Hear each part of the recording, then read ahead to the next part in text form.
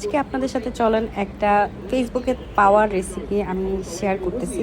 এটা হচ্ছে মূলত পটেটো পাকোড়া। মূলত এটা আহামরি কিছুই না, বাংলায় যেটাকে বলে আলু ভর্তা দেওয়া হচ্ছে, যেই আমরা আলুর চপ বানাই বেসিক্যালি ওরকমই, জাস্ট একটু ডিফারেন্ট। বাট এটা আমি ফেসবুকে দেখছিলাম, কোনো এক বাহিরের কান্ট্রির ওরা বানাইছিল। তো ওইটা দেখে মনে হলো যে আচ্ছা ঠিক আছে, আমি এটা বাসায় ট্রাই করি। সো প্রথমে হচ্ছে আলুটাকে ভালো করে সিদ্ধ করে নিছি, এবং সিদ্ধ করার পরে এটার ভিতরে হচ্ছে আমি পাউরুটি ভিজায় রাখছিলাম কিছুক্ষণের মতো। তো ওই পাউরুটিটা দিয়ে দিছি, প্লাস হচ্ছে তারপর হচ্ছে যে পেঁয়াজ দিয়ে দিছি এর ভিতরে। তারপর হচ্ছে যে শুকনো মরিচ আমি কেটে নিছি, কারণ আমার কাছে ইয়াটা ছিল না, চিলি ফ্লেক্সটা ছিল না। তো আর তারপর হচ্ছে ধনে পাতা দিয়ে দিছি। আপনারা চাইলে এখানে চিলি ফ্লেক্সও ব্যবহার করতে পারেন। তারপর হচ্ছে লবণ।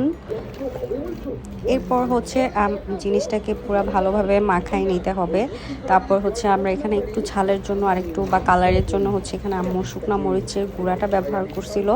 তারপর হচ্ছে এটাকে যে ভালোভাবে মেখে নিছি।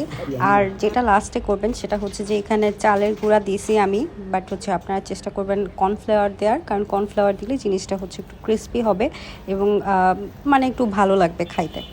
তো প্রথম ধাপে হচ্ছে জাস্ট নর্মালি হচ্ছে এটাকে দিয়ে দিছিলাম যে এইভাবেই ভাজি, বাট পরে মনে হলো যে না, এইভাবে আসলে ভালো লাগতেছে না। পরে যেটা করলাম, বাসায় আমার হচ্ছে ব্রেড ক্রামস ছিল, তো চিন্তা করলাম যে ওকে ফাইন, ব্রেড ক্রামসটা দিয়ে হচ্ছে আমি সবগুলোকে একসাথে মাখাই নিছি বলতে যে উপরে আর কি, এটাকে কি বলবো, দিয়ে নিছি আর কি। তো এটা দিয়ে হচ্ছে সবগুলো একসাথে করে আমি রেখে তারপর হচ্ছে যে আমি এখন চুলায় তেলে দিয়ে দিচ্ছি।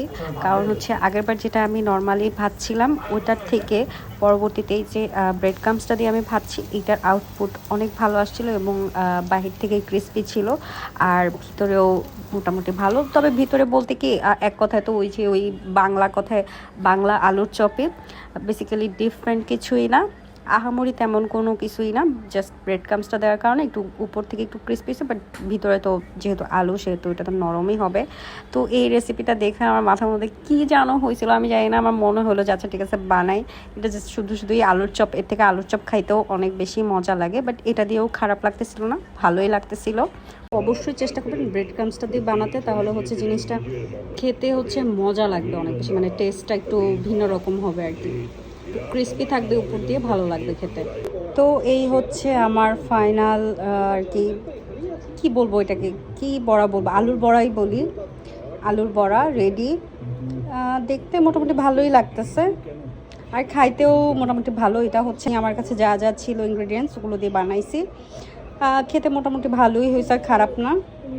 এই হচ্ছে আমার